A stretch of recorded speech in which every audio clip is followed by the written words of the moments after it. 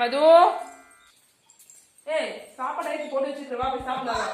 நீ சாப்பிட்டு டேஸ்ட்ல பலமா தான் சாப்பிட முடியும். சரி ஐயா நான் இருந்து கும்பகும்பன் மணக்கிற மாதிரி செய்யற நீ செஞ்சு வச்சுக்கிற வா சாப்பிடு வா.